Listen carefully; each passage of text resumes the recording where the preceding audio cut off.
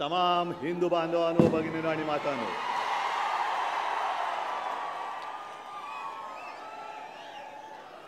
बऱ्याच दिवसांनंतर इकडे तुमच्या सगळ्यांच्या दर्शनाला आलेलो आहे आणि ही शंभू महादेवाची कृपा आहे. कोणतीही यात्रा न काढता या 2 जिल्ह्यांवरती शंभू महादेव आपल्या आशीर्वादाचा अभिषेक करतोय.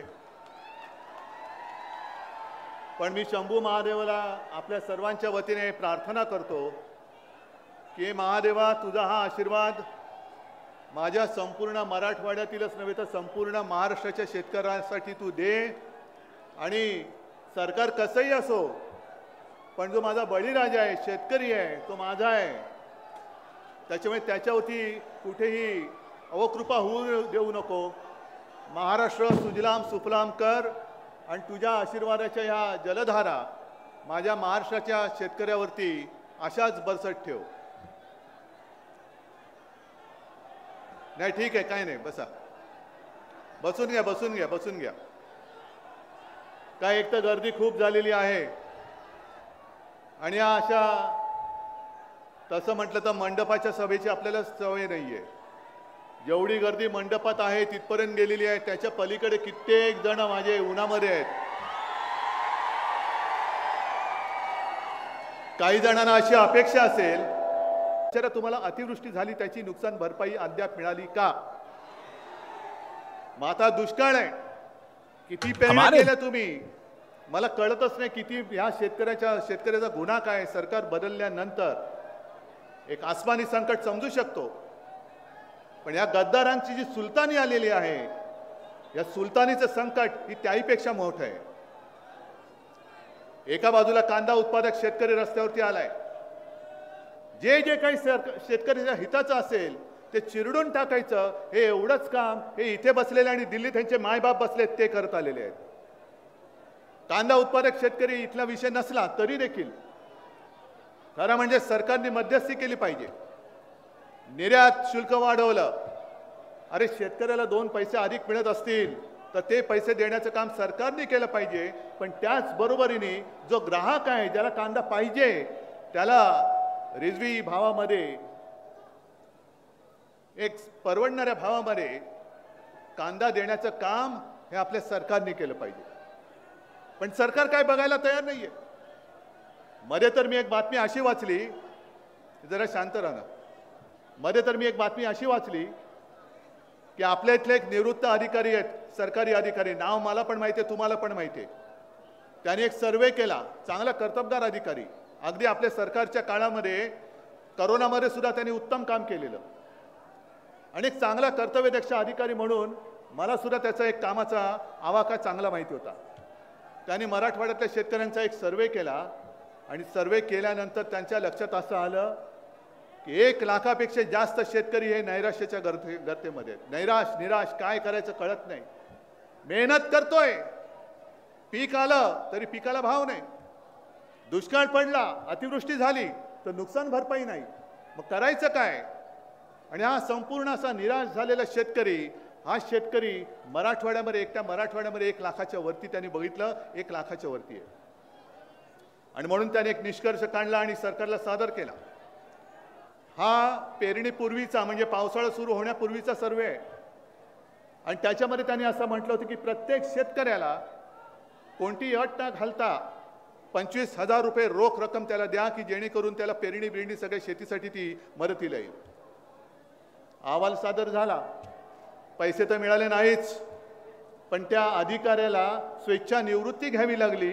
हा शेतकऱ्यासाठी प्रामाणिकपणे काम करणाऱ्याच्या नशिबी येणारा हा भोग आहे. हे असं जर का सरकार असेल तर काय चाटायचं आहे? डबल इंजिन सरकार, ट्रिपल इंजिन सरकार शेतकऱ्यांसाठी काय करतायत? अरे नुसतं डबल इंजिन, ट्रिपल इंजिन नुसतं वाफा सोडते हवेमध्ये, नुसत्या थापांच्या वाफा सोडते. सरकार आपल्या दारी, सरकार आपल्या दारी, योजना मात्र कागदावरी, योजना कागदावरी. आणि विशेष म्हणजे मला खरंच दया येते, जे काही आता पूर्ण देशभरामध्ये बाजार बोंडग्यांचा कारभार चाललेला आहे सरकार म्हणून. मी मागे एका सभेत बोललो होतो, आम्ही हिंदुत्ववादी आहोतच, आम्ही हिंदू आहोतच, आम्हाला प्रभू श्रीराम वंदनीय आहेतच आहेच, पण आमचं हिंदुत्व हे हृदयात राम आणि हाताला काम देणारं आमचं हिंदुत्व आहे. हृदयात राम आणि हाताला काम. पण भारतीय जनता पक्षामध्ये जे चाललेलं आहे, राम श्रीराम श्रीराम श्रीराम, सगळे त्यांच्यामध्ये आता आहेत आयाराम. सगळे आयाराम, या पक्षातनं हा घे, त्या पक्षातनं तो घे, त्या पक्षातनं तो घे. आणि मला दया येते ती भाजपच्या कार्यकर्त्यांची, कारण 25-30 वर्ष आपण त्यांच्यासोबत युतीमध्ये होतो. अनेक निष्ठावान कार्यकर्ते आहेत की त्यांनी कुटुंबाकडे न पाहता पक्ष म्हणून पक्ष वाढीसाठी अक्षरशः आयुष्य जिजवून टाकलं. त्यांनी अक्षरशः आयुष्य जिजवलं. कधीतरी आपला भगवा फडकेल, कधीतरी आपला भगवा फडकेल. भगवा फडकला, हे राहिले दांड्यापुरते, फडकतात दुसरेच. काय उपयोग आहे यांचा?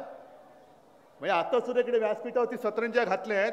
भाजपामध्ये जुने कार्यकर्ते सतरंज्या म्हणून त्यांना पडावं लागते. त्यांच्यावरती या उपऱ्यांचा सगळा नाच चाललेला आहे. उपरे नाचतायत, थैथ्या नाचतायत, आणि कट्टर जे निष्ठावान कार्यकर्ते आहेत ते सतरंज्या होऊन पडलेले आहेत. एवढ्यासाठी तुम्ही मेहनत केली, भाजप वाढवायला मेहनत केली.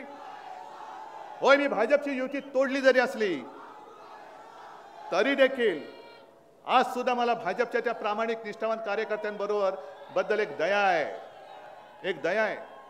कारण जसे तुम्ही इकडे जमलेले आहात, तुमचं घरदार बाजूला ठेवून तुम्ही शिवसेना वाढतात, पण असं पक्ष वाढल्यानंतर सत्ता म्हणून जेव्हा येते तेव्हा उपरा आणून तुमच्या माथ्यावरती बसवला, हे चालेल तुम्हाला? चालेल? मग मेहनत करता कशाला? अरे डबल इंजिन सरकार, त्याच्यात आणखीन एक डबा लागलाय अजितदादाचा. अजून किती डबे लागणार आहेत? जणू काय मालगाडी होते यांची. Double engine, triple engine, Chaupal engine. का हो, तुमच्या पक्षामध्ये काही कर्तृत्व नाही? चांगले नेते तयार करण्याचं कर्तृत्व नाही तुमच्यात? अरे तुम्हाला नेते बाहेरचे लागतात, वडील माझे लागतात.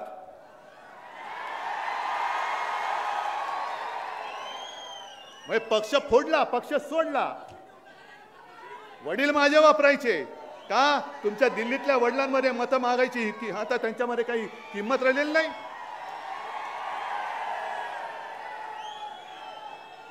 म्हणजे चोरणार माझे वडील, इतर पक्षातनं नेते चोरणार. आणि आम्ही हिंदू आहोत, आम्ही ताकद बघा कसली डोंबल्याची ताकद. ह्याला नामर्द म्हणतात, नामर्द. ही नामर्दानगी आहे. ना स्वतःकडे काही विचार, ना आकार, ना उकार. म्हणजे आता या 2 दिवसामध्ये आपली एक बैठक होते मुंबईमध्ये, इंडिया. ऐकलत ना तुम्ही? विरोधी पक्षांची ही एकजूट नाही, ही देशभक्तांची एकजूट आहे. भारत मातेचं जे चित्र ठेवले ते उगाच नाही ठेवलेलं आहे. भारत माता की जय हा बोलण्याचा आमचा सुद्धा अधिकार आहे. पण इंडिया म्हणून आम्ही एकत्र आल्यानंतर लगेच आमचे पंतप्रधान एवढे घसरले की इंडियाचा उल्लेख त्यांनी घमेंडिया करून टाकला. मग घमेंडिया बोलत असाल तर आम्ही सुद्धा तुम्हाला म्हणतो घमेंडिये. तुम्ही इंडिया आहात ना, पण घमेंडिया आहात, तुम्ही गर्विष्ठ आहात, घमेंडिये. पण आता जो काही इंडिया म्हणून शिल्लक राहिलेला आहे त्याला काय आकार उकार शेंडा बुडका काय आहे? काय राहिलाय? पूर्वी शाळेमध्ये एक शिकलो होतं, अमिबा नावाचं एक पेशी जीव असतो, माहिती आहे का तुम्हाला? अमिबा जो पोटात गेला की पोट बिघडतं, तो पण एक पेशीच असतो, पण त्याला आकार उकारच नसतो. कसंही आकार त्याचा वाढत असतो. तसं इंडिया झालं. इंडियाचा तर अमिबा झालेला आहे, अमिबा. कोण किती हिंदुत्ववादी विचाराचे पक्ष, मुळामध्ये पक्ष म्हणून किती तुमच्या सोबत आहेत, तोडून मोडून नुसती ठिगळं लावून तुम्ही तुमचं इंडिया करतात. आणि ज्या वेळेला आम्ही इंडियाचं नाव घेऊन पुढे आलेलो आहोत तेव्हा आमची तुलना तुम्ही इंडियन मुजाहिदीनबरोबर करता. काय इकडे सगळे जमलेले आहे का अतिरेकी आहेत? माझे विचार ऐकायला किंवा माझ्या प्रेमाखातर जे आले ते काय अतिरेकी आहेत? अरे हे तेच आहेत जे जर यांनी जर का आपली मेहनत करायचं थांबवलं तर तुमचा सरकार गडगडून पडेल, पीक पिकणार नाही, उद्योगधंदे चालणार नाही. असा हा कष्ट करणारा, घाम गळणारा माझा शेतकरी आणि माझा कामगार समोर बसलेला आहे. हा अतिरेकी नाही आहे. पण यांच्याकडे कसं चाललेलं आहे? सगळंच चाललंय एका बाजूनी. म्हणजे दुसऱ्यावरती भ्रष्टाचाराचे आरोप करायचे, देशद्रोहाचे आरोप करायचे, आणि स्वतःच्या पक्षात आल्यानंतर 2 साफ पावडर बिवडर लावून पूर्वी निरमा वॉशिंग पावडर होती, आता कोणती आहे? आता कोणती वॉशिंग पावडर? ती जाऊ द्या, ज्याची त्याला लावो. आपल्या पण दाढीवाल्याने लावले म्हणतात. पण ही पावडर लावल्यानंतर सगळे साफ. मग मला त्या पंतप्रधानांना विचारायचं, जे मी पूर्वी पण प्रश्न विचारला, आज तुमच्या समोर विचारतो. काल परवाकडे तुम्ही गेला होतात कुठे आफ्रिकेमध्ये, आणि आपलं चंद्रयान तिकडे, आपलं खरंच कौतुक आहे. आपल्या ते इस्रोच्या वैज्ञानिकांचं कौतुक आहे, शास्त्रज्ञांचं कौतुक आहे. जाहीर त्यांचं मी अभिनंदन करतो. चंद्रयान तिकडे चंद्रावर उतरत असताना आमचे पंतप्रधान तिकडे आफ्रिकेत गेले होते. हरकत नाही, मणिपूरमध्ये नाही गेलं तरी चालेल, पण आफ्रिकेत जात आहे. मग तिकडे तुम्ही प्राईम मिनिस्टर ऑफ इंडिया म्हणून गेला होतात. चांद्रयान उतरलं, ते इंडियाचं चांद्रयान उतरलं म्हणून तुम्हाला अभिमान वाटला का इंडियन मुजाहिद्दीनचं चांद्रयान उतरलं म्हणून तुम्हाला अभिमान वाटला? हे पहिले सांगा. कोणाचे प्रतिनिधी म्हणून गेलात?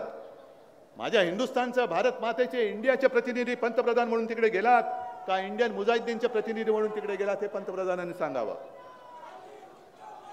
आणि आम्ही जर का देश वाचवायला पुढे आलेलो आहोत, देशातील लोकशाही वाचवायला एकत्र आलेलो आहोत. होय, मी मेहबूबा मुफ्ती बरोबर सुद्धा तिकडे बसलो होतो, कारण मेहबूबा मुफ्ती सुद्धा तुमच्या लॉन्ड्रीमध्ये धुवून आलेले आहेत.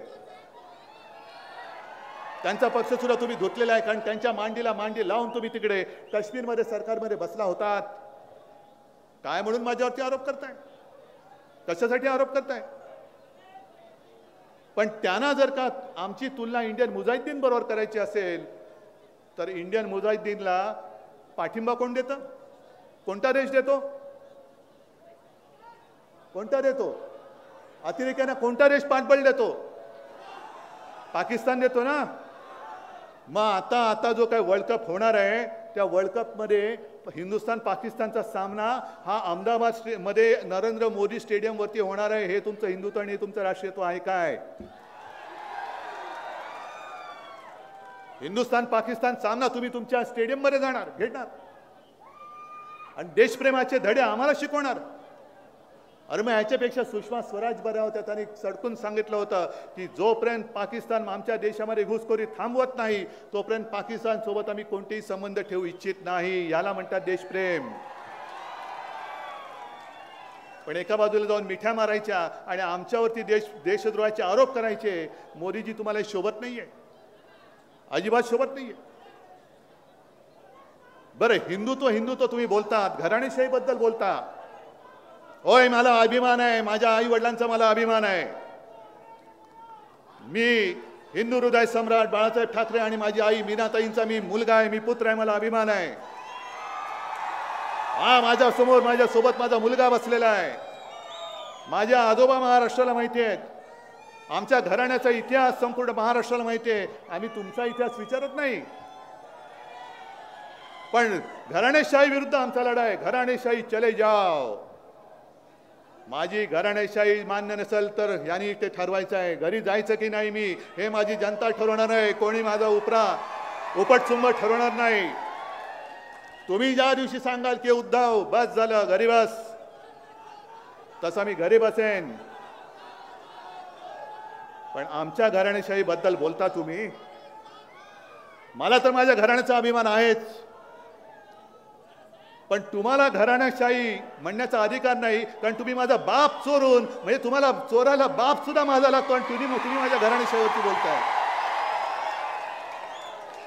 ठीक आहे, मग आम्ही सुद्धा म्हणतो, आम्ही जे इंडिया म्हणून एकत्र आलेलो आहोत, आपण सगळे इंडिया म्हणून एकत्र आलेलो आहोत. जर भारतीय जनता पक्षाला आमची घराणेशाही संपवायची असेल, तर आम्हाला सुद्धा भाजपाची मित्रशाही संपवायची आहे. दोस्तवाद हा संपवायचा आहे.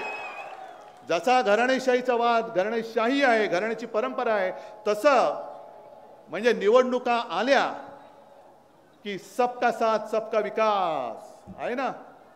अनेक वर्षानंतर इंडियाची मीटिंग झाली, पण निवडणुका जिंकल्यानंतर, निवडणुका संपल्यानंतर ज्यांनी ज्यांनी साथ दिलेली आहे, सबको लाथ और अपने दोस्तों का विकास, आपल्या दोस्तांचा विकास करायचा. सगळे उद्योग धंदे जे काही असतील ते देशातले परदेशातले कंपन्या हे आपल्या दोस्तांच्या घशात घालायचं आहे. आम्ही या दोस्तशाहीच्या विरोधात आहोत. आम्ही ही दोस्तशाही गाडल्याशिवाय राहणार नाही.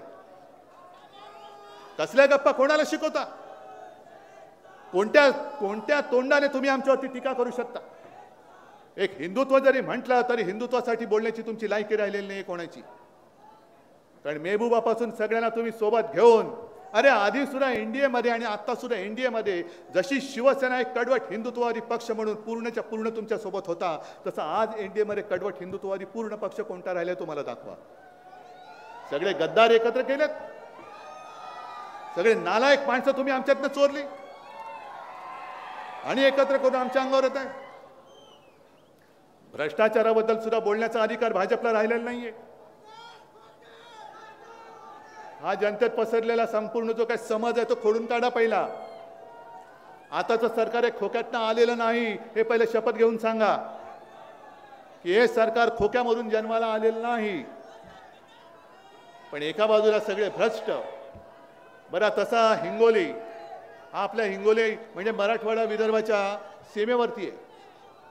गेल्या वर्षीचं रक्षाबंधन तुम्हाला आठवतंय का? एकच फोटो आला होता पंतप्रधानांना राखी बांधण्याचा. कोणाचा? बरोबर ना? पंतप्रधानांना राखी बांधली आणि ईडी थांबली. तिकडे हसन मुश्रीफ त्यांच्या पत्नीने रस्त्यावर येऊन टाव फोडला होता की अहो किती वेळा धाडी घालणार आमच्या घरामध्ये. हा असा छळ करण्यापेक्षा एकदा काय ते आम्हाला गोळ्या घालून ठार मारून टाका म्हणजे विषय संपून जाईल.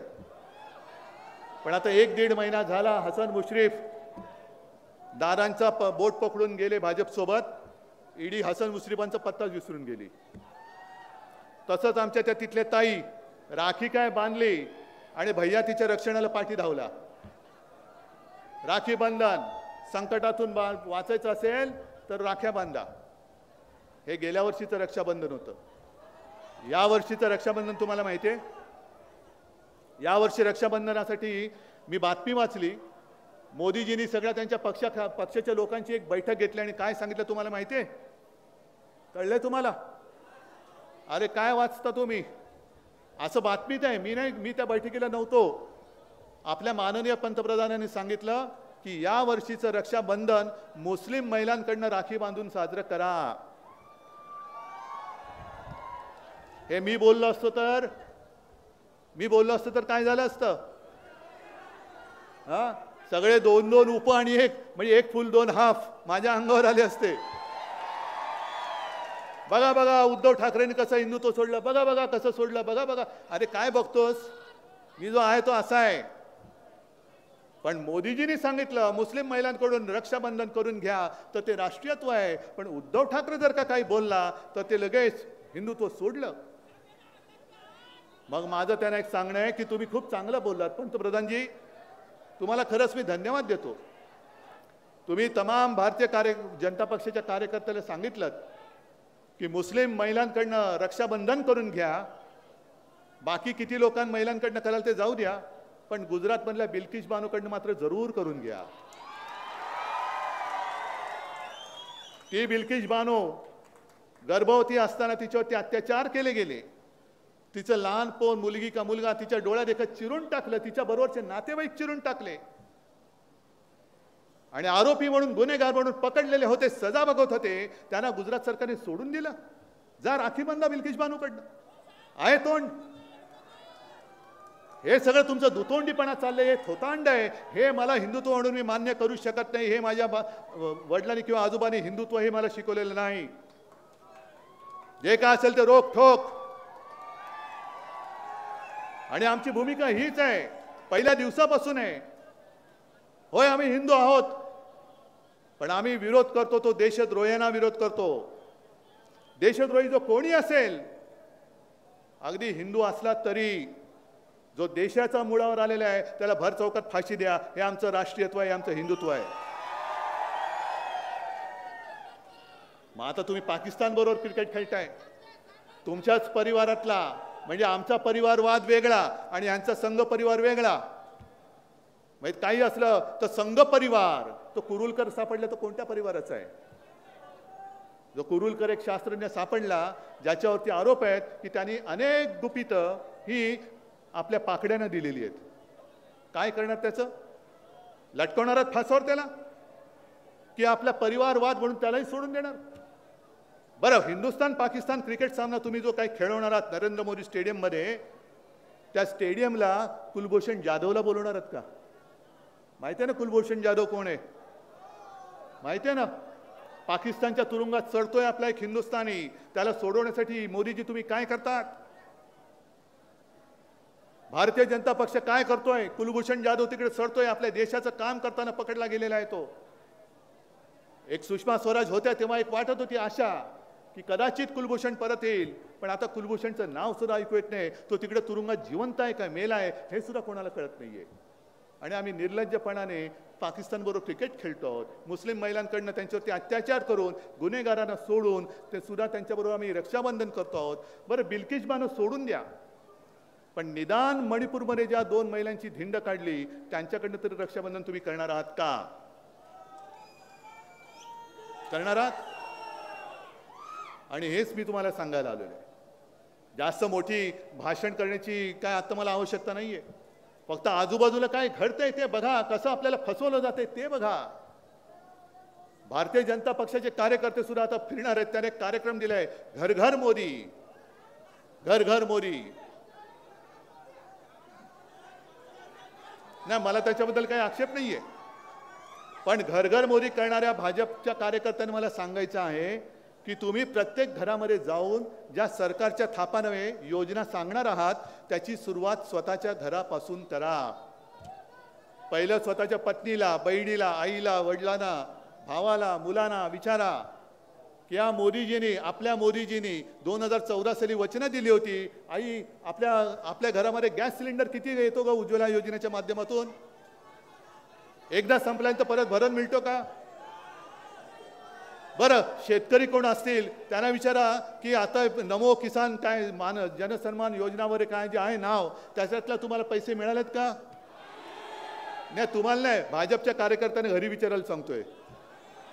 जा विचारा घरी. महागाईमध्ये तुम्हाला काय कार्ड दिले का की जा कांदेवाल्याकडे जा, भाजपचं कार्ड दाखवा, तुला कमी दरात कांदा मिळेल. बरं, इकडे शेतकरी किती आहेत? ठीक आहे, तुम्हाला 24 तास वीज मिळते ना?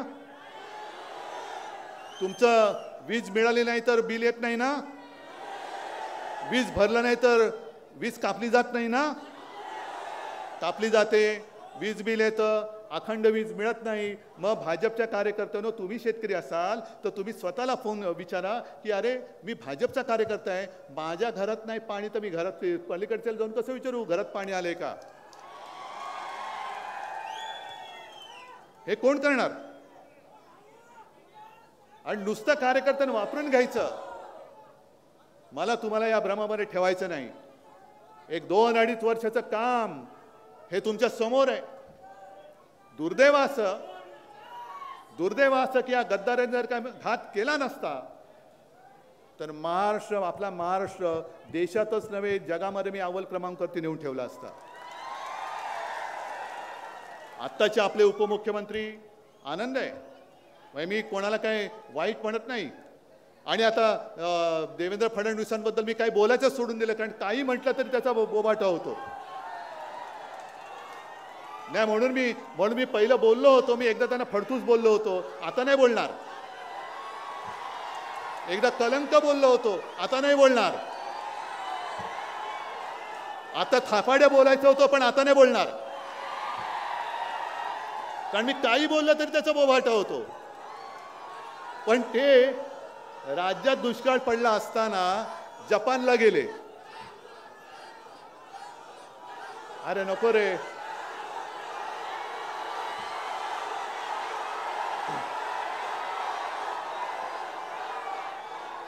अरे टरबुजाच्या झाडाला सुद्धा पाणी लागतं. तर मी असं काही म्हणत नाही, अजिबात म्हटलेलं नाही. पण आता ते जपानला गेले होते आणि चांगली गोष्ट आहे की कोणाला तरी एक वाटलं की आपल्या राज्यामध्ये उद्योगधंदे आले पाहिजेत.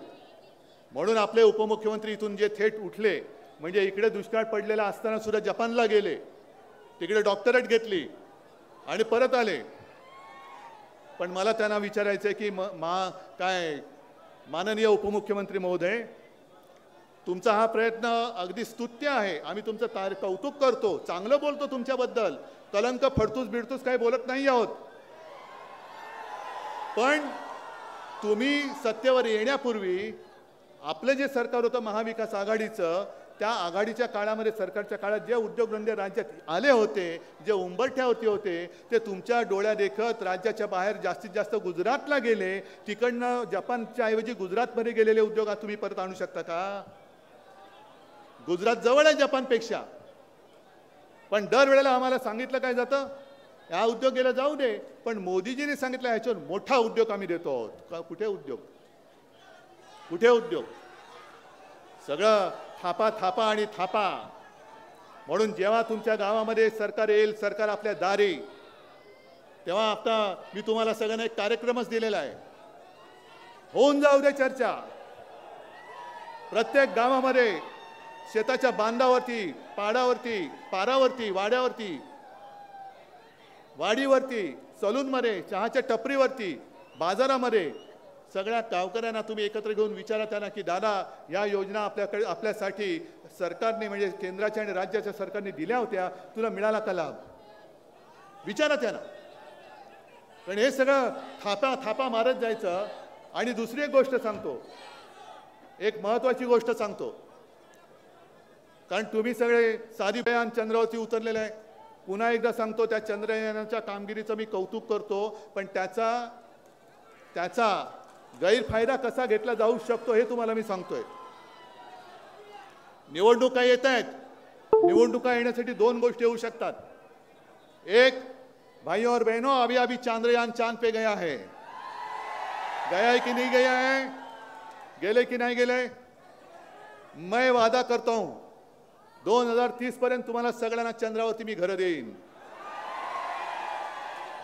तुम्ही काय म्हणाल? हे पट्टे तुम्हाला नाही ना? पण तुम्ही विचार काय करणार? अरे मिळणार नाही माहिती, पण हे म्हणतायत ना देईन. आपण जर दिलं आणि मिळालं तर? आणि प्रत्यक्षात असं होतं, चंद्र राहतो दूर आणि शेतातलं घर आपलं गहाण टाकावं लागतं. हे एक होऊ शकतं. आणि दुसरी गोष्ट फार महत्वाची आहे, त्या महुआ मोहित्रा म्हणून एक खासदार आहेत, मला वाटतं बंगालचे आहेत ना, हा, आणि दुसरे सत्यपाल मलिक. नाही, हे लक्षात घ्या, फार महत्वाचं आहे. हे माझं मत नाही, हे त्या दोघांनी दिग्गजांनी मांडलेले मत आहे. त्यातले एक त्या खासदार आहेत आणि दुसरे सत्यपाल मलिक हे भाजपचे, म्हणजे मोदींच्या जवळचे, जे काश्मीरचे राज्यपाल होते. त्यांनी तर उघड सांगितलेलं आहे की पुलवामाचा हल्ला किंवा पुलवामाचं जे काही कटकारस्थान झालं ते या लोकांनीच केलं, निवडणुका जिंकण्यासाठी केलं. म्हणजे एवढ्या पातळीपर्यंत हे खाली जाऊ शकतात, कोणत्याही थराला जाऊ शकतात, पण आम्हाला सत्ता पाहिजे. आणि तसंच दुसरी शक्यता त्यांनी वर्तवलेली ती तमाम देशातल्या सर्व लोकांनी लक्षात ठेवलं पाहिजे की पाकिस्तानवरती आता हल्ला हे ढोंग होतं हे कळलं. चंद्रावरती घर हे कदाचित सांगू शकतात, पण त्याही पेक्षा भयानक ते म्हणजे ह्यांनी काहीही न करता जे राम मंदिर उभारलं जातंय. मी काहीही न करता एवढ्यासाठी बोललो की बाबरी यांनी पाडली नाही, राम मंदिराचा आदेश यांनी दिला नाही, तो कोर्टाने दिला, पैसे लोकांनी दिले, आणखीन काही पैसे सरकार देते. म्हणजे बाबरी तुम्ही पाडली नाहीत, राम मंदिराचा निर्णय तुम्ही घेतला नाही, पण राम मंदिर उभारण्याचा सोहळा हा मला वाटतं 1 तारखेला करता, 1 जानेवारी. आणि त्यावेळेला आपल्याला लक्ष देण्याची गरज आहे. हे सत्यपाल मलिक आणि महुआ मोहित्रांनी सांगितलेलं आहे की राम मंदिराच्या वेळेला देशभरातून कानाकोपऱ्यातून हजारो लाखो हिंदूंना बोलवतील, बसेस बोलवतील, ट्रेन्स आणतील, आणि सोहळ्यानंतर परत जाताना काही मुस्लिम वस्तीत किंवा कुठेतरी त्या गाड्यांवरती किंवा रेल्वेवरती दगडफेक करून देशात दंगली पेटवल्या जातील. हे त्या दोघांचं मत आहे, माझं नाही आहे. हे त्या दोघांचं मत मी तुम्हाला सांगितलेलं आहे. मग पुन्हा आपलं तेच होणार, गोरगरिबांच्या घराचा सत्यानाश, राख रांगोळी होणार, आणि पुन्हा एकदा ते सगळे धार्मिक वाद पेटून हे सत्तेवरती बसणार, पुन्हा आपल्या घरादारावरती वरवंटा फिरणार, आणि मग सबका साथ सबका विकास झाल्यावरती सबको लाथ दोस्तों का विकास. या सगळ्या गोष्टी तुम्हाला लक्षात ठेवायच्या आहेत. आणि म्हणून आज मी आलो तुमच्याकडे. आता हळूहळू मी आता सभा घ्यायला सुरुवात करतो, कारण पाऊस जसा उघडीप देईल तशा मी तुमच्या दर्शनाला येतोय. तुम्हीच माझे सगळे माझे पाठीराखे आहात, तुम्हीच माझ्यावरती प्रेम करणारे, तुम्ही माझे देव आहात. कारण असं अजून कुठेही झालं नसेल की पक्ष चोरला, पक्ष फोडला नाही, पक्ष चोरला, आपला धनुष्यबाण चोरला. अरे श्रीरामाचा धनुष्यबाण जरी चोरला असला तरी आज जनतारूपी श्रीराम माझ्या पाठीशी उभा आहे. हा सगळा जनता जनार्दन माझ्या पाठी उभा आहे. म्हणून त्यांना प्रश्न पडलाय की आता महाराष्ट्रात काय होणार. म्हणून ते आता ए टीम बी टीम सुरू करतायत. एक तर टीम बाजूनी येते दुसऱ्या राज्यातून, त्यांना सुद्धा मी सांगतोय, अगद्या त्या आपले कोण चंद्रशेखर राव त्यांना सांगतोय की एकदा काहीतरी तुम्ही तुमची दिशा ठरवा. भाजपच्या सोबत जायचं तर उघड जा, पण असं आमच्या आडून येऊ नका. आमची मतं फोडून तुम्ही भाजपला मतदान करू नका. तर देशासाठी लढत असाल तर आमच्या सोबत या, आणि भाजपसाठी लढणार असाल तर भाजप सोबत उघडपणाने जा. आम्ही नाही अडवू शकत तुम्हाला. आणि तसंच बाजूचे एक आपले भाजपाचे नेते आहेत, शेतकऱ्यांसाठी काही केलं तरी रडतायत चाले. बोलणारे कोण? रावसाहेब दानवे. त्यांनी सांगितलंय की संभाजीनगर जर आम्हाला लोकसभा जिंकायची असेल तर MIMचा उमेदवार असणं गरजेचं आहे. आणखीन एका राज्यामध्ये, तो आता माझ्याकडे फोटो नाही, तर तो पण दाखवला असता, कुठल्या तरी एका कार्यक्रमात ओवेसी आणि यांचे सगळे भाजपचे नेते हातात हात घालून वर करतायत. बघा यांची कशी मांडणी आहे, कशी मांडणी आहे. म्हणजे आवाज असा काही एक भास निर्माण करायचा की अरे आम्ही सुद्धा भाजपच्या विरुद्ध आहोत. मग आपली मतं फोडून त्यांच्या पारड्यात टाकायची आणि भाजपचा मार्ग मोकळा करायचा. हे सगळं कारस्थान मी आज तुमच्यासमोर सांगायला आलेलो आहे. आणि मला खात्री आहे की जसजसा दिवस जवळ येईल तसतसे माझे सुद्धा दौरे वाढणार आहेत. पण आता प्रत्येक जणांनी तुमच्या गावामध्ये, वाडी वस्त्या पाड्यामध्ये हा प्रचार आणि ही चर्चा करायला पाहिजे. तयार आहात? कारण नाहीतर माझ्या बोलण्याला काही अर्थ नाहीये. तुम्ही इकडे सगळेजण जमलात, मला जे सांगायचं ते सांगितलं, पण हे मी सांगितलेलं घराघरामध्ये जसं त्यांनी घर मोदी केलेलं आहे तसं तुम्ही अगदी भाजपच्या कार्यकर्त्याच्या घरात जाऊन विचारा त्याला की अरे तू सांग तुझ्या घरात किती योजनांचा लाभ मिळाला, तू सांग. कारण आता हा लढा जो सुरू झालेला आहे तो उद्धव ठाकरेचा लढा नाहीये, तुमच्या सगळ्यांचा लढा आहे. हा आपल्या भारत मातेचा लढा आहे. लोकशाही वाचवण्यासाठी हा लढा आहे. आपली घटना, डॉक्टर बाबासाहेब आंबेडकरांनी लिहिलेली घटना, संविधान वाचवण्यासाठी हा लढा आहे. आणि जे लोकशाही प्रेमी आहेत, घटना प्रेमी आहेत, ते कोणत्याही मताचे असतील पण एक मताने सोबत येत आहेत, हे या लढाईचं वैशिष्ट्य आहे. कोणी असतील पण सगळे सोबत येत आहेत. म्हणून ही पुढची लढाई जी होणार आहे ती मोदींविरुद्ध होणार नाहीये, लोकशाही विरोधी आणि लोकशाही प्रेमी यांच्यामधली लढाई असणार आहे. तुम्ही ठरवायचं तुम्ही कोणत्या बाजूला आहात. जर लोकशाही विरोधी असाल तर जरूर कुठेही तुम्ही जाऊ शकता, पण लोकशाही प्रेमी असाल आणि भारत मातेवरती प्रेम करत असाल तर तुम्हाला फक्त आपला खरा शिवरायाचा, शिवसेनेचा, हिंदुत्वाचा भगवा आणि चिन्ह जे मिळेल ते, पण ते आता आपली मशाल आहे. ही मशाल सुद्धा महत्त्वाची आहे. ही मशाल हा अन्याय जाळून टाकणारी आहे आणि तीच मशाल आणि हा भगवा घेऊन गावागावात जा आणि सगळ्यांना जागा करा. जय हिंद, जय महाराष्ट्र.